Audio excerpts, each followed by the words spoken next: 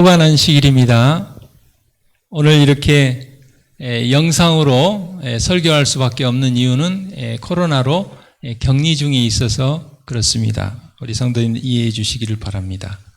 어떤 사람이 피할 수 없으면 즐겨라, 그런 말을 했습니다. 우리가 코로나를 피할 수 없다면 비록 7일이라는 격리 기간이 있지만 그걸 통하여 백신을 맞는다, 이렇게 긍정적으로 또 생각하고 우리 모두가 잘 이겨낼 수 있으면 좋겠습니다. 오늘은 사소한 문제라는 제목으로 한 개의 기쁨이 1000개의 슬픔을 이긴다는 주제를 가지고 말씀의 은혜를 나누기를 원합니다. 지난 추석에 삼성의 이재용 회장이 추석 선물을 다문화 직원 자녀들에게 주었습니다. 최신 갤럭시 폰을 이렇게 보내줬다고 합니다. 직원뿐 아니라 배우자와 자녀들에게도 선물을 보냈기 때문에 다자녀를 둔 직원 10명에게 선물을 줬지만 실제적으로는 86명에게 선물을 줬다고 합니다.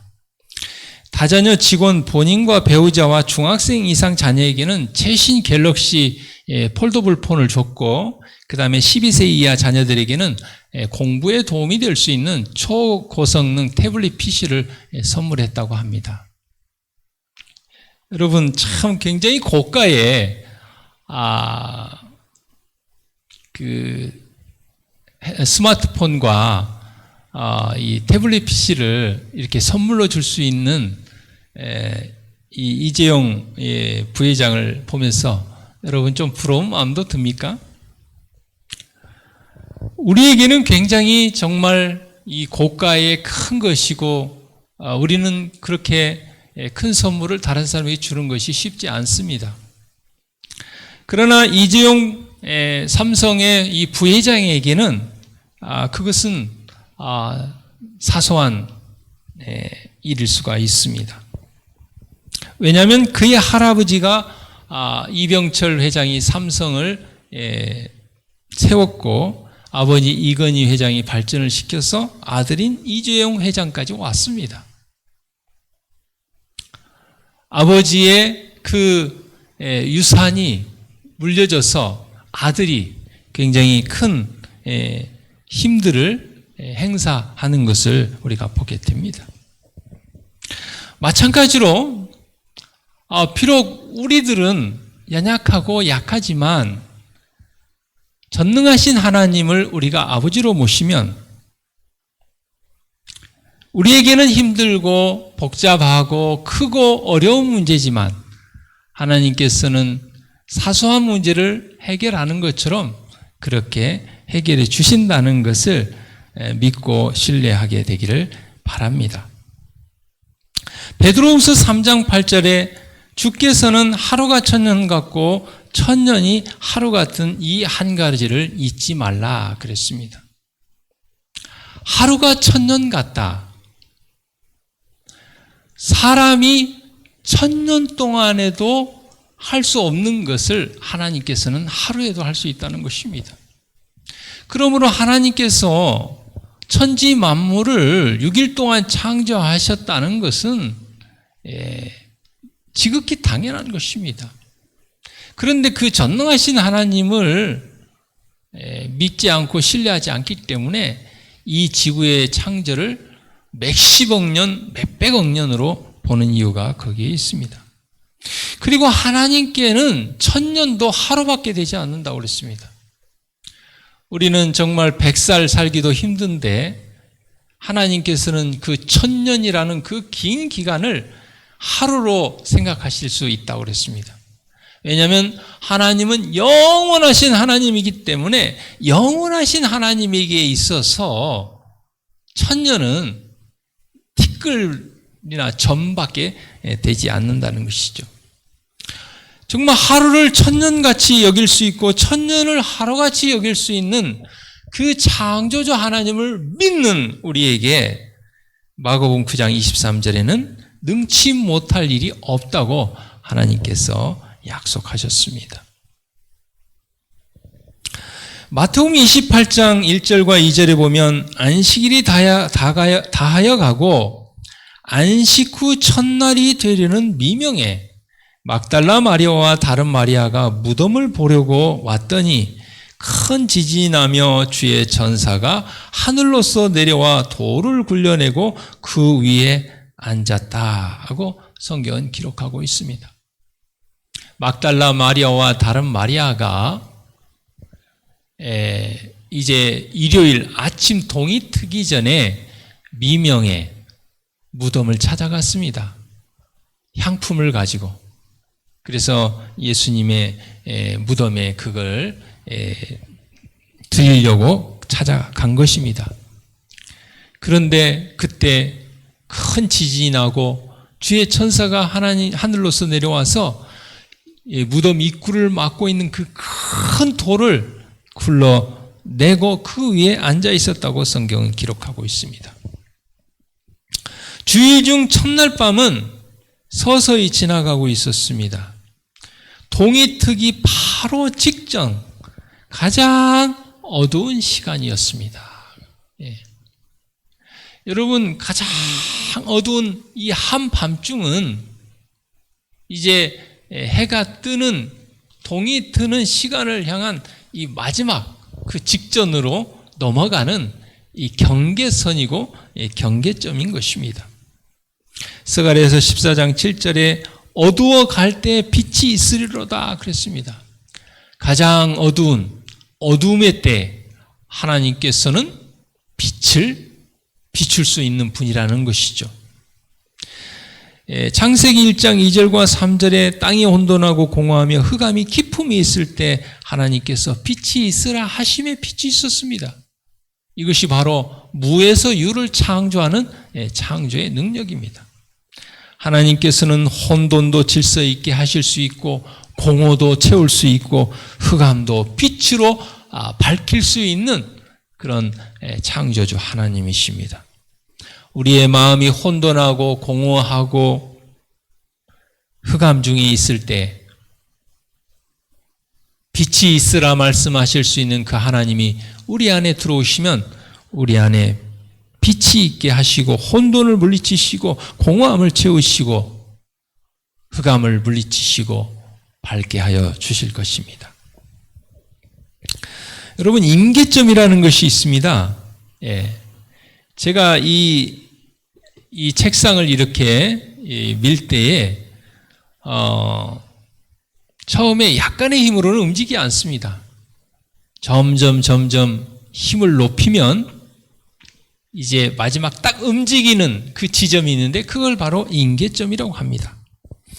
그런데 여기 이 광부의 그림처럼 위에 있는 광부는 포기하지 않고 끝까지 이 보석을 향하여 파고 들어가는 것을 보게 됩니다. 그런데 아래에 있는 사람은 이제 바로 몇 번만 파면 바로 보석이 보이는데 보이지 않기 때문에 포기하고 돌아서는 장면을 보게 됩니다. 우리의 기도가 수년을 드렸지만 아직도 응답되지 않아 안타까워하는 분이 있습니까?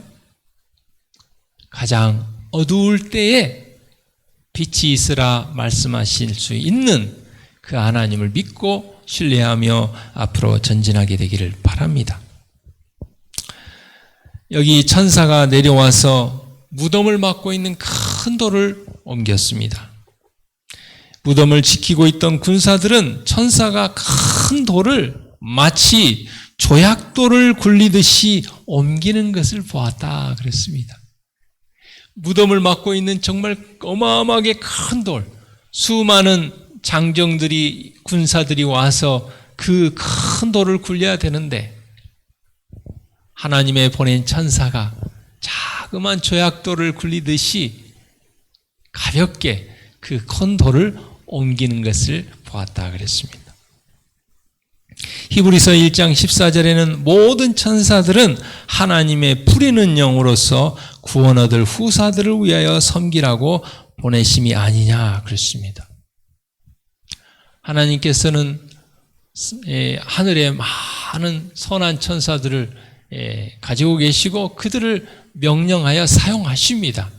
마치 한 천사를 보내어 예수님의 무덤을 막고 있는 큰 돌을 조약골을 굴리듯이 옮긴 것처럼 하나님의 부리는 천사를 구원 얻을 후사인 우리에게 보내셔서 우리를 돕도록 보내실 수 있다는 것을 믿게 되기를 바랍니다.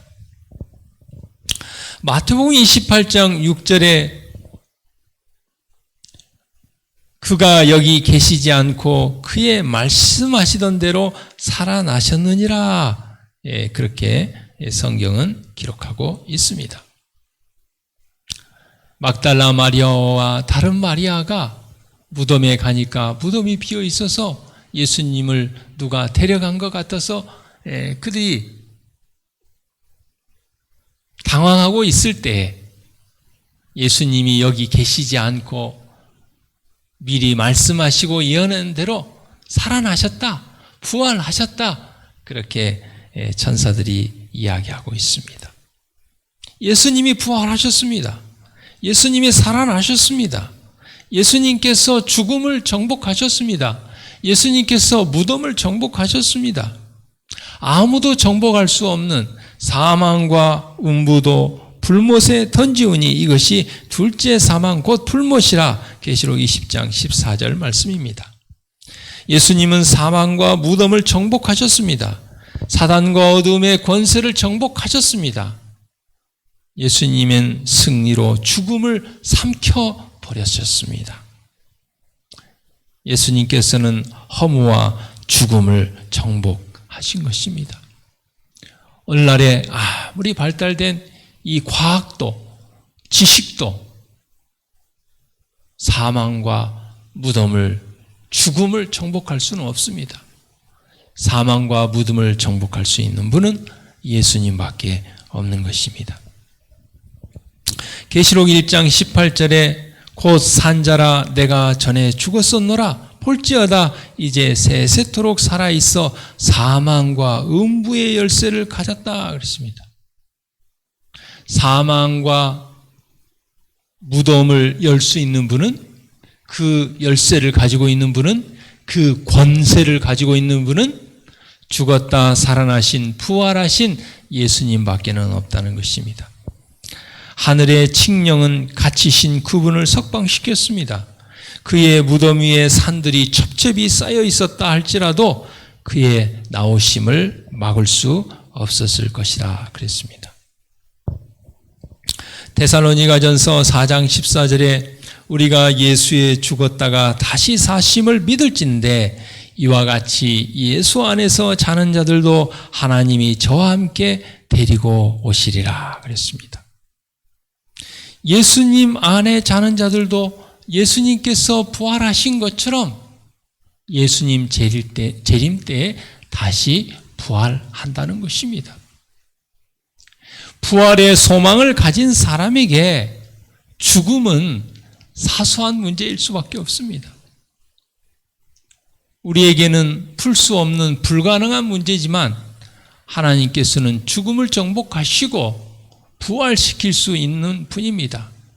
죽음을 아무것도 아닌 사소한 문제로 여길 수 있는 것은 하나님의 능력이기 때문에 그렇습니다.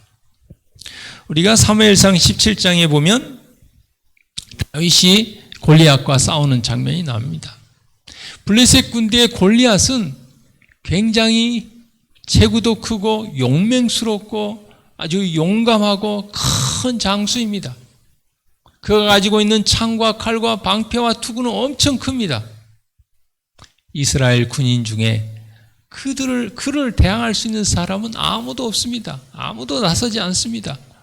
벌벌 떨면서 아무도 나서지 않을 때 다윗이 나타나서, 어린 소년 다윗, 어린 청년 다윗이 나타나서 블레셋의 장군 이 골리앗 장군을 와 싸우겠다고 나타났습니다. 그런데 이 골리앗 장군과 싸우기 위해서 나타난 다윗이 어떤 무기를 가지고 왔습니까? 막대기를 가지고 왔습니다. 막대기. 그리고 어마무시하게 큰 이 골리앗 장군을 어떻게 여겼다고요? 개로 여겼다고 그랬습니다. 성경에 보면 이 골리앗 장군이 다윗에게 이야기하기를 네가 나를 개로 여기고 막대기를 가지고 내게 나와왔느냐 그랬습니다. 하나님을 아버지로 믿는 다윗에게는 그 엄청나게 큰 그 골리앗조차도 미쳐 떠드는 개 한 마리 정도로 여기게 해 주었습니다. 아주 사소하게 여기게 했습니다. 그리고 그냥 막대기 하나로도 그를 물리칠 수 있다고 여기게 했습니다. 그러한 용기와 힘과 능력은 어디에서 나옵니까? 그가 다윗이 믿었던 하나님께로부터 오는 것입니다. 이스라엘 백성에게 광야에서 홍해가 갈라지는 것은 정말 이것은 불가능한 일입니다. 그러나 그것은 하나님께는 사소한 문제였습니다. 요단강이 갈라지는 것은 어마어마한 이적과 기사였지만 하나님께는 사소한 문제였습니다. 그 거대한 그 요리고 성이 무너진다고 하는 것은, 정복한다는 것은 불가능한 일이었지만 하나님께는 사소한 문제였습니다. 아브라함이 100세에, 사라가 90세에 이삭 아들을 낳는다는 것은 불가능한 일이었지만 하나님께는 사소한 문제였습니다. 처녀 마리아가 성령으로 잉태한다는 것은 불가능한 것처럼 보였지만 하나님께는 사소한 문제였습니다. 죽은 지 4일 된 나사로가 부활한다는 것은, 살아난다는 것은 불가능한 일이었지만 하나님께는 사소한 문제였습니다. 하나님께서는 4일이 아니라 죽은 지 지금 6,000년이 된 아담과 하와도 예수님 재림하실 때 부활시킬 것인데 그것은 하나님께 사소한 문제가 되는 것입니다. 믿는 자들에게는 죽음이 사소한 문제에 불과하다 그랬습니다. 하나님께만 사소한 문제가 아니고 그 하나님을, 창조주 하나님을, 부활의 하나님을 믿는 우리에게도 죽음은 사소한 문제에 불과할 것입니다. 그리스도께서는 그것을 마치 순간의 일처럼 말씀하셨고, 그리스도인에게는 죽음이라는 것은 잠자는 것이며 한순간의 침묵과 어두움에 불과한 것입니다. 한 개의 기쁨이 1000개의 슬픔을 이긴다고 그랬어요. 이 세상에서 공부하고 성공하는 것은 굉장히 모든 사람의 관심이고 그들의 삶의 목표고 목적입니다. 특별히 한국 사람들은 평생을 일해서 정말 집 하나 장만하는 것이 삶의 목표인 것처럼 보입니다.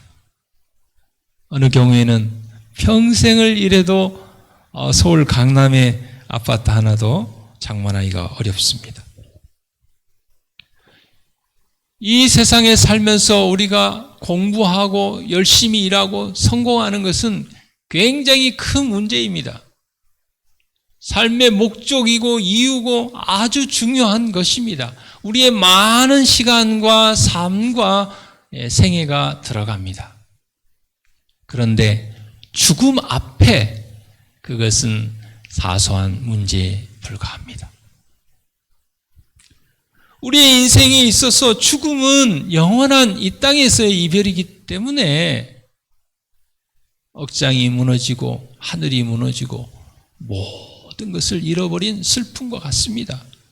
특별히 사랑하는 가족을 죽음으로 이별했을 때는 그것을 극복하고 이겨내는 것은 참으로 어렵습니다. 그러나 그 어마어마한 죽음까지도 부활의 소망 앞에서는 사소한 문제에 불과하다는 것입니다. 부활을 믿는 자들에게는 죽음은 순간의 일이요 한순간의 침묵과 어두움에 불과하다는 것입니다. 이 세상에 아무리 큰 일이 있다 할지라도 죽음보다 더 크고 복잡한 일은 없습니다. 그런데 그 엄청나게 큰 그 죽음의 문제를 사소한 문제로 여길 수 있다는 것은 그 외에 그 어떤 문제도 이겨낼 수가 있는 것입니다.